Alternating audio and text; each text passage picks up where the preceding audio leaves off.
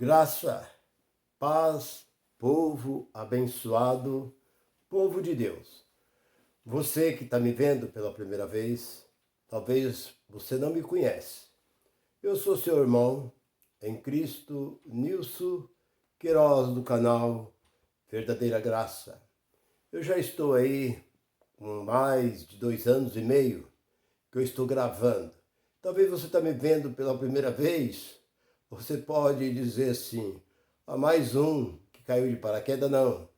Eu estou aí já há 45 anos, quase 46 anos, 43 anos eu fiquei dentro do sistema, pregando em cima dos púlpitos de igreja em igrejas, estados, cidades, por todos esses lugares. E quando Deus me abriu meu entendimento, em 2020, esclareceu o meu entendimento, o entendimento da minha esposa, através do verdadeiro Evangelho da Graça, pelo nosso irmão Geraldo Moraes, me despertou. Eu fui desperto, minha mente foi aberta, meus olhos foi iluminado, conforme Efésios capítulo 1, versículo 18, Deus ilumina os nossos olhos e o nosso coração, que é a nossa mente, através desta palavra. Não adianta você conhecer, ler esse livro 10, 15, 20, 50 vezes, fazer cursos de teologia, escatologia, bibliologia, genealogia, gia, hermenêutica, todas essas coisas. Mas se você não tiver o entendimento que procede do alto, de Deus para você, você não entende nada, você não conhece nada. O meu povo erra, Oséias 4:6, por falta de sabedoria, não, por falta de conhecimento. E você, meu irmão, eu quero te agradecer, você que tem inscrito no meu canal. Se você ainda não inscreveu, inscreva no meu canal. Curte as mensagens, divulga essas mensagens, que você vai cada dia mais ser tocado, edificado pela bendita, santa, maravilhosa e graciosa palavra de Deus. E eu tenho uma palavra para nós, e o título da mensagem é essa: a ceia verdadeira é um banquete fartoso. Essa é a ceia verdadeira. A ceia verdadeira é um banquete fartoso. Não é, mas irmão Nilson, ceia não é comunhão com Cristo? Como comunhão com Cristo, meu irmão, minha irmã? Abra o seu entendimento. Ouve-me nesse momento. Coloca agora a sua mente, o seu coração, deixa o Espírito Santo trabalhar dentro de você, para você entender que uma vez por mês vocês entram em comunhão com Deus. É uma vez por mês? É cada primeiro domingo de cada mês? Vocês participam desse pão com suco? O que é ceia? Se perguntar para você ou perguntar para o seu pastor, ele não sabe o que é ceia. O que é cear? Cear vem de um jantar. Vem de um jantar em Israel e até aqui mesmo no Brasil, no sul. Janta é uma ceia. Então, como pode? Você olha ali em Mateus 26, você olha em Marcos 14, você olha ali no capítulo 22 de Lucas 13, de João, você olha ali Santa Ceia e Páscoa. Santa Ceia é Santa Janta. Ué, como Santa Janta? Existe janta boa, janta deliciosa, janta gostosa, mas Santa Janta? Isso não existe. Isso foi apenas um acréscimo que colocaram dentro desses livros as editoras. Porque, na verdade, ceia era um jantar que havia em Israel. E Jesus celebrou primeiro a janta. Primeiro eles comeram, eles participaram do jantar. E depois eles participaram da Páscoa. A primeira coisa que eles fizeram, olhando para o capítulo 14 de Marcos, versículo 16, eles estavam comendo. Então veja bem o texto. Eles estavam comendo. E agora outra coisa que nos chama a atenção. Por que não foi em uma igreja? Não foi nenhuma sinagoga, nenhum local. Foi dentro de uma casa. Porque a Páscoa era feita nas casas. Era somente nas casas que eram celebrados, as famílias celebravam a Páscoa. Não existia esse negócio. Aonde eles tiraram esse negócio de reunir o povo reunir e o povo vir e encher a igreja e dão ali pão com suco para o povo? Aonde está isso? Aonde existe essa ordenança, esse mandamento aqui dentro? Não existe. Porque era os judeus quem se reunia entre os seus familiares. Quando a família era pequena, eles reuniam duas famílias e participavam da ceia. E a ceia era somente a ceia, isso é a Páscoa, era dado somente para os israelitas. Está lá em Êxodo capítulo 12, versículo 42 e 43, nenhum estrangeiro pode participar da Páscoa, senão aquele que é, além de ser israelita, ele tem que ser circuncidado. Agora, se não pode, por que o povo gentil hoje vive fazendo essa Páscoa? Vive aí dando pão com suco uma vez por mês. E memória. Não, mas nós fazemos isso, né, uma vez por mês, em memória. Mas uma vez por mês? Então todos os meses vocês estão celebrando a morte de Cristo? Todo mês vocês estão matando Cristo? Então vê o erro grave que vocês estão fazendo quando vocês participam desse pão com suco. Vocês pegam esse pão, levanta, diz que aquele pão é o corpo de Cristo, que aquele pouco de suco é o sangue de Cristo, e toma aquilo, e faz aquele barulhão, pede perdão, vem na frente, faz aquela lambança toda. Não, meu irmão, está tudo errado. Páscoa é apenas lembrança da saída do povo de Israel. Quando o povo saiu do Egito, eles celebraram a saída comendo erva amarga, junto com carne de ovelha, de cabrito. E Deus mandou que eles repetissem isso. E quando Jesus disse também, outra coisa que você talvez não sabe, quando Jesus disse, fazer isso em memória de mim, eu pergunto, ele está vivo ou está morto? Memória se faz de um morto. Outra coisa, se fazer em memória dele, ele estava dizendo para quem? Para os 12 que estavam com ele. Porque os 12 apóstolos, que faziam parte ali daquela reunião, ia continuar vivo. E Jesus ia passar pela morte 3 dias. E nesses 3 dias, eles iam celebrar a Páscoa, porque a duração da Páscoa era 7 dias.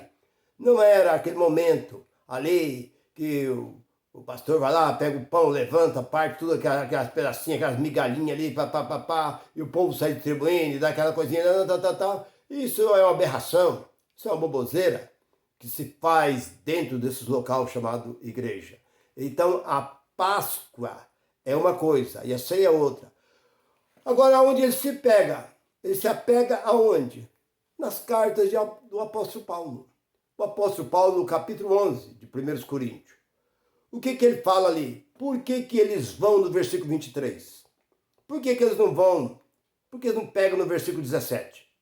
Por que eles vão no versículo 23 que diz, porque eu aprendi do Senhor, que vos também vos ensinei, que na noite o Senhor foi traído. Por quê? Olhe para o versículo 17, que Paulo está dizendo, eu não vos aprovo o que vocês estão fazendo. Porque a igreja de Corinto era uma igreja carnal. Então Paulo estava dizendo que aquilo que ele estava fazendo era uma aberração. No versículo 19 diz que aquilo era uma heresia, que era necessário que haja heresia no meio do povo de Deus, para que os que são da verdade se manifestem. Então, na cidade de Corinto, havia uma festa chamada Festa Águeda, que essa festa era realizada uma vez por ano, para dar de comer àqueles necessitados.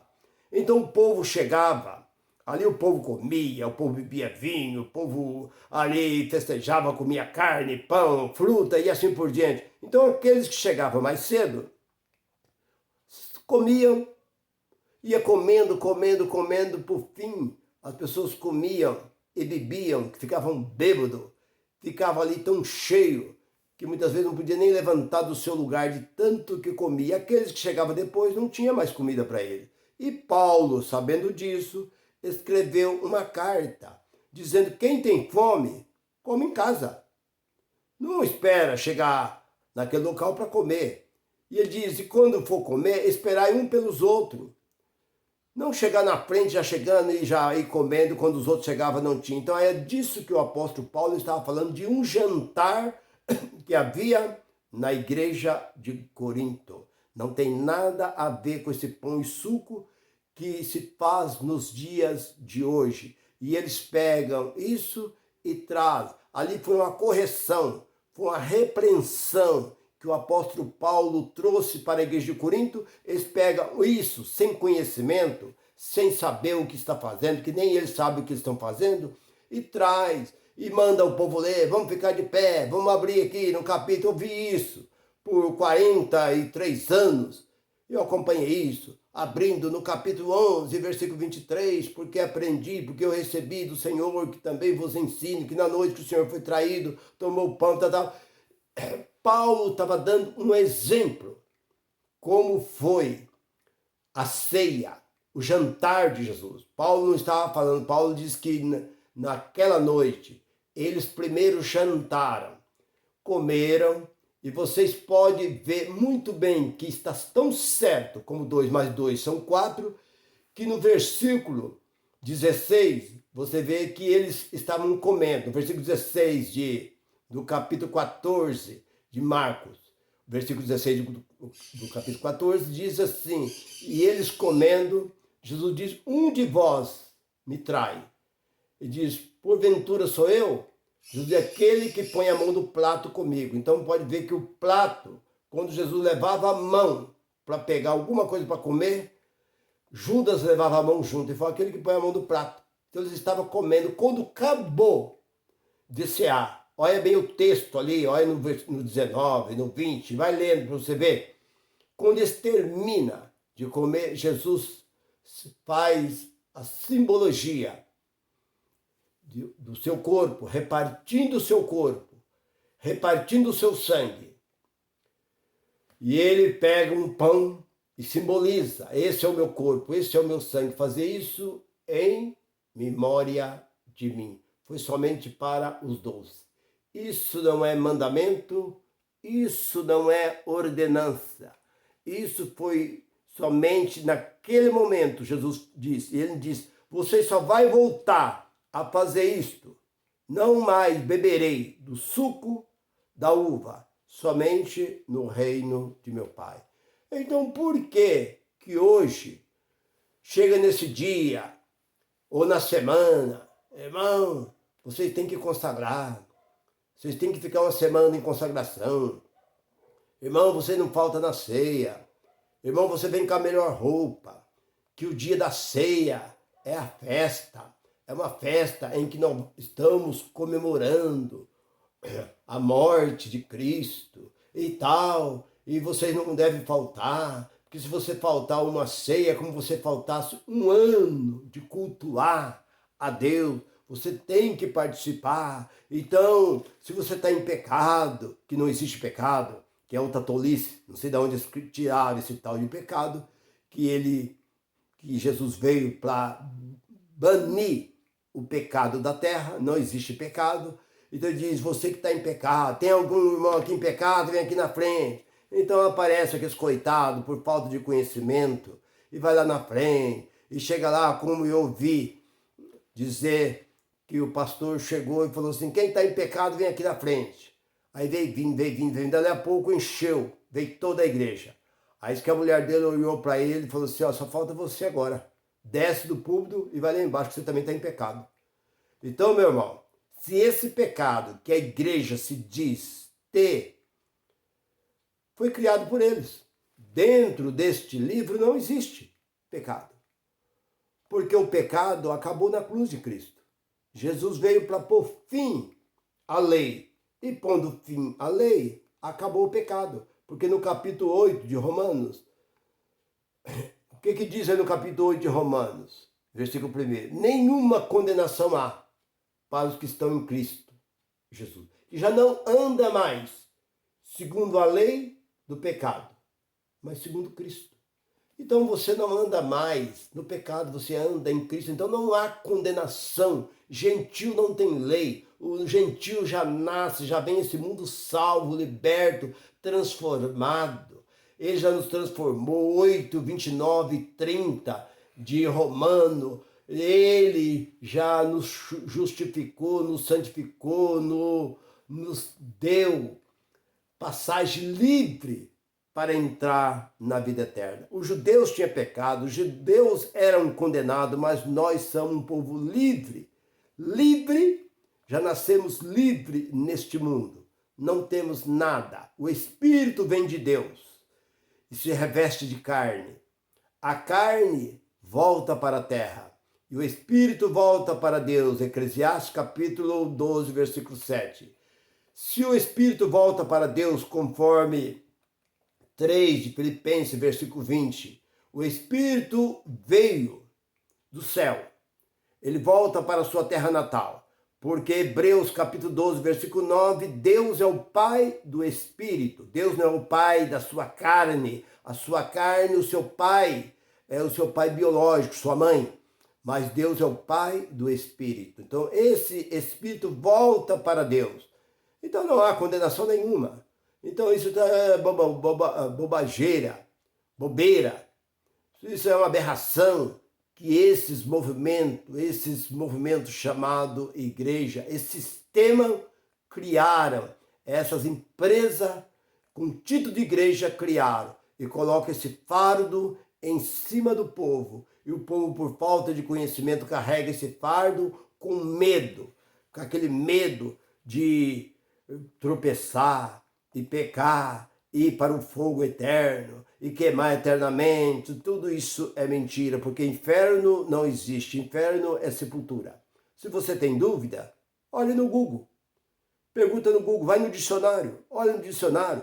Não fica aí perguntando para esse pastor, para esse dirigente seu, que daí não sabe nada. O que ele sabe é mentir, te enganar e muitas vezes te aterrorizar você, trazer terror sobre vocês, ameaça, medo, para que vocês tenham medo dele, dizendo que ele é a autoridade máxima dentro da igreja, que ele é ungido de Deus. Se levantar a mão para abençoar, está abençoado. Se levantar a mão para amaldiçoar, está amaldiçoado. E o povo passa a ter medo. E eu digo, meu irmão, hoje eu tenho dó desse povo que é escravo dessas denominação e andam com medo dos seus líderes, dos seus bispos, dos seus apóstolos, dos seus pastores, porque na verdade nenhuma condenação há para nós que estamos em Cristo. Você não deve nem participar dessa tal de ser, que isso não existe. Nesse dia você não deve nem ir nesse lugar. No dia, vai ter ceia tal dia, não vai, não participa. E já que você não foi no dia da ceia, não vai no outro dia também. Pare de ir neste lugar, porque isso, Deus não habita neste lugar. Se você quer saber, Atos capítulo 17, versículo ali 24, Deus não habita nesses templos. Deus não habita, Deus não está nesse lugar. E você quer mais ainda? No capítulo 7 de Atos, versículo 47 e 48, Deus não habitou nem mesmo no templo de Salomão. Salomão construiu um templo, mas Deus não habitou no templo de Salomão. Por que Deus vai habitar nesses local, nessas chamadas igreja, nesses local que ele se diz que é santuário? Santuário em quê? Vê se você vê algum paralítico, vê se você vê algum canceroso, algum cego, alguma cura ali dentro. Vê se você vê alguma pessoa entrar pobre e sair rico, alguma pessoa entrar cego e sair vendo, andar numa cadeira de roda e sair vendo. Eu nunca vi, durante 43 anos que eu tive lá dentro, eu nunca vi uma cura no meio desse povo. Eu só vi muita campanha e petição de dinheiro. Se você gostou dessa mensagem, inscreva no meu canal, curte. Eu te agradeço você, meu irmão, minha irmã, que está participando junto comigo. E eu tenho muito mais para esclarecer para você, porque 43 anos de caminhada no meio deste povo, Deus me deu um bom conhecimento e eu estou transmitindo o meu conhecimento a você, meu irmão e minha irmã. Fique com Deus, que Deus assim conceda graça sobre a sua vida. Bye, bye.